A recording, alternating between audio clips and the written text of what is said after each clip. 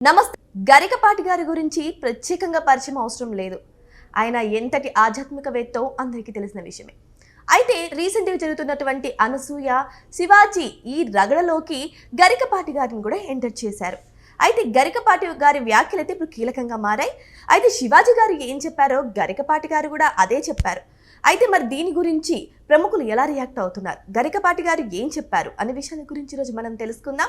ప్రస్తుతం మనతో పాటు ఉన్నారు సీనియర్ జర్నలిస్ట్ దుర్గా వర్లమాని గారు. వారిని అడిగి మరిన్ని విషయాలను తెలుసుకుందాం. నమస్కారం మేడం.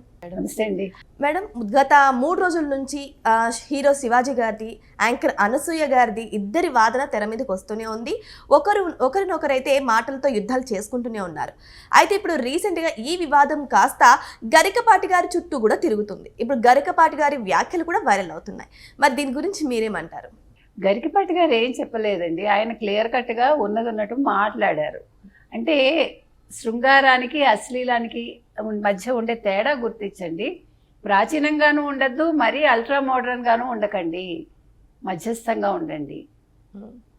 ఇప్పుడు మీ శరీరం మీ ఇష్టం, కానీ ఎవడో ఊరికే ఎందుకు చూడాలి మన శరీరాన్ని? నాకు అర్థం కాని విషయం. సినిమాలో అంటే మీకు క్యారెక్టర్ ఏదో డిమాండ్ చేస్తుందనో, లేదు ఓకే మీరు ఒప్పుకున్నారు, డబ్బులు తీసుకున్నారు కాబట్టి చేస్తారు. ప్రతి అడ్డమైన విధంగా మీ బాడీ చూడడం ఎందుకండి? ఇప్పుడు క్రైమ్ రేట్ పెరిగిందంటే ఊరికే పెరుగుతుందా? ఇప్పుడు ఆయన చాలా ఓపెన్గా మాట్లాడారు. కాకపోతే ఏంటంటే నేను చెప్పినట్టుగానే వారు చెప్పారు, గీత దాటద్దు. మీరు అందంగా కనిపించండి, అందంగా కనిపించడానికే శరీరం. ప్లస్ ఏంటంటే మనం అంటే ఇప్పుడు రెడీ అయి వెళ్ళాం అనుకోండి, మనకు ఒక కాన్ఫిడెన్స్ లెవెల్స్ పెరుగుతాయి. నేను కాదని అంటల్లా. ఇప్పుడు నేను పమిట జార్ చేసి వెళ్ళడానికి, పమిట కప్పుకొని కొంచెం డిగ్నిఫైడ్గా వెళ్ళటానికి మీరు ఇచ్చే రెస్పెక్ట్లో తేడా ఉంటుందా? నాకు చూసే చూపులో కూడా తేడా అన్ని. ముందు చూపు, తర్వాత రెస్పెక్ట్. అమ్మ ఈవిడ వస్తున్నారు, ఈవిడ చాలా పద్ధతిగా ఉంటారు అని మీరు కూడా కొంచెం సిస్టమేటిక్గా ఉండడానికి ప్రయత్నిస్తారు. అంతేగాని ఈవిడ విప్పుకుంది, ఈవిడతో ఏంట్లే మనకి, అది ఒక నెగిటివ్ ఫీలింగ్ రావద్దు. నేను ఎవరిని ఏమీ కమెంట్ చేయట్లేదు. కాకపోతే ఏంటంటే మీరు మొత్తం పాటలు తీసుకోండి అబ్బా, హిందీ పాటలు తీసుకోండి, షమ్మీ కపూర్ నుంచి ఇప్పటి వరకు. బారు బారు దేఖో, హజారు బారు దేఖో, దేఖునేక చీజ్ హై. మరి చీజ్ అన్నారుగా అక్కడ, అంటే ఒక వస్తువు అనే అన్నారుగా. చోళీకే పీచేకే హై, చుముడీకే నీచేకే. మరి మీ కోపం రాలేదా? సినిమా బోల్డ్ హిట్ అయింది, మీ పిల్లల చేత కూడా డాన్సులు చేయిస్తారు. ఊ అంటావా మామ, ఊ అంటావా మామ, దానికి కూడా చిన్నపిల్లలు డాన్సులు చేస్తారు. ఇంకా చాలా పాటలు ఉన్నాయి. మరి అవన్నీ తప్పులేదు మీకు. అంటే నేను అనేది మీకు గుర్తుందా, విజయ్ దేవరకొండ సినిమా అర్జున్ రెడ్డా, అందులో తల్లిని ఒక మాట అంటాడుగా, మీకు తెలుసా తిట్టుగా అర్థం? వాడి కోపం వస్తేట వాడు ఆ పదం వాడతాట.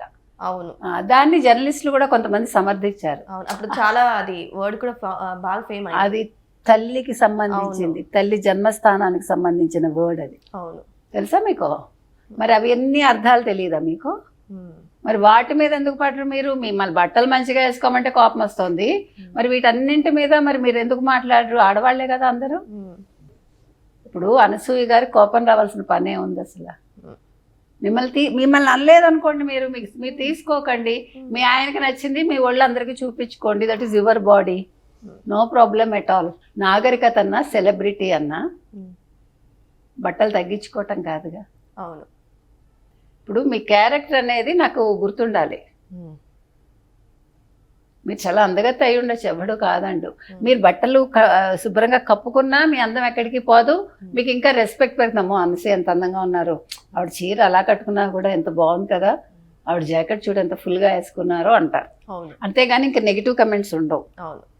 మీకు కూడా హర్ట్ అవ్వరు మీరు కూడా.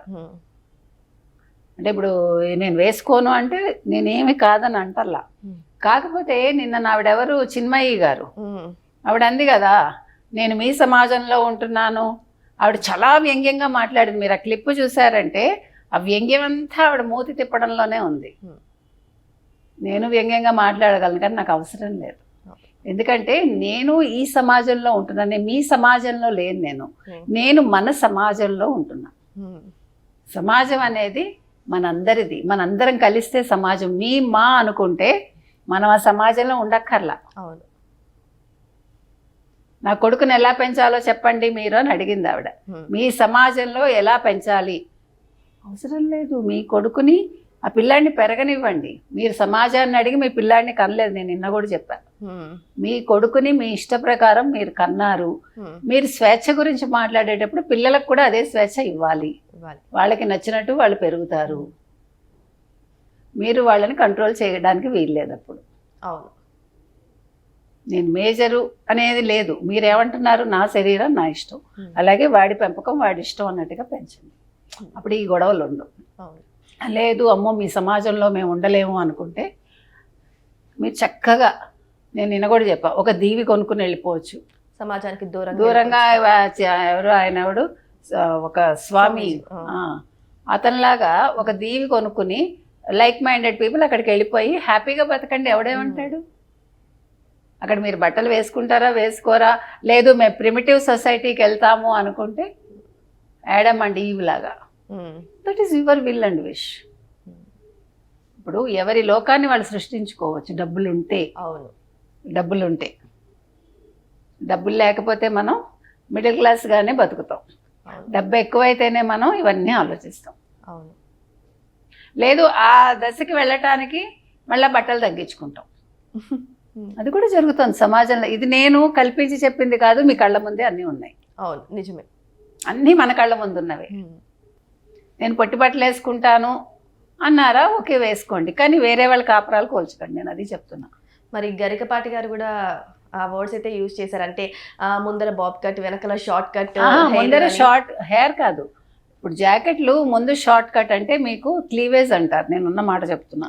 ఈ క్లీవేజ్ కనిపించుకునేలాగా వేసుకుంటారు కొంతమంది, వెనకాల ఫుల్గా ఓపెన్ విండో లాగా వేసుకుంటారు అనేది. అంటే మీకు ఇంకొకటి ఏంటంటే సమస్య అండి, ఆడవాళ్ళం కాదు, అంటే మనిషి ప్రకృతిలో స్త్రీలులో కూడా రకరకాలు ఉంటారు, పురుషుల్లో కూడా శరీర తీరు నేను చెప్పేది రకరకాలుగా ఉంటుంది. శరీర తీరును బట్టి మీరు వేసుకునే జాకెట్లు కావచ్చు, మీరు వేసుకునే వేరే వస్త్రధారణ ఏదైనా కూడా ఉంటుంది. అంటే కొంతమందికి కొంచెం ఆడుగా ఉంటుంది, కొంతమందికి సెట్ అవుతుంది, కొంతమందికి అంటే కొంచెం ఆకర్షణ ఎక్కువ ఉంటుంది అట్లా. సో అది మనం తెలుసుకుని బట్టలు వేసుకుంటే బాగుంటుందని అంతే. మరి ఇప్పుడు గరికపాటి గారి గుండా టార్గెట్ చేస్తారా మన యాంకర్స్? అది వాళ్ళ ఇష్టం అండి. ఇప్పుడు ఎవరిని టార్గెట్ చేస్తారో మనకు అవసరం లేదు. శివాజీ అన్న దాంట్లో నాకైతే అంటే పదాలు తప్పు, నేను ఇప్పటికే పదాలు తప్పనే అంటాను. ఆడవాళ్ళని అనే హక్కు ఎవరికి లేదు. కాకపోతే అనిపించుకునే విధంగా మనం ఉండడం ఎందుకనేది నేను అంటాను. అది ఓకే అయినా కూడా మాకేం బాధ లేదు, మేము పోరాడతామంటే పోరాడండి. ఇంకో సంగతి తెలుసా మీకు, నాకు నిన్న నవ్వు వచ్చింది మొత్తం సోషల్ మీడియా చూస్తూ ఉంటే. అలా బట్టలు వేసుకోవచ్చు అని చెప్పిన వాళ్ళందరూ కూడా పూర్తిగా మెడదాకా చుడిదార్లు వేసుకుని ఇక్కడ కూడా బటన్ పెట్టుకున్న వాళ్ళు ఉన్నారు, చీరలు కట్టుకుని సంప్రదాయబద్ధంగా ఉన్న వాళ్ళే ఉన్నారు. అంటే చెప్పిన వాళ్ళలో ఒక్కళ్ళు కూడా పొట్టి బట్టలు వేసుకున్న వాళ్ళు నేను చూడలేదు. అంటే సమర్థించిన వాళ్ళని నేను చెప్తున్నాను. మీకు అర్థమైంది నా పాయింట్? అది ఏదేమైనా సరే శివాజీ గారిది, అనసూయ గారి వారైతే చివరికి గరికపాటి గారిని కూడా ఎంటర్ చేయడం అయితే జరిగింది.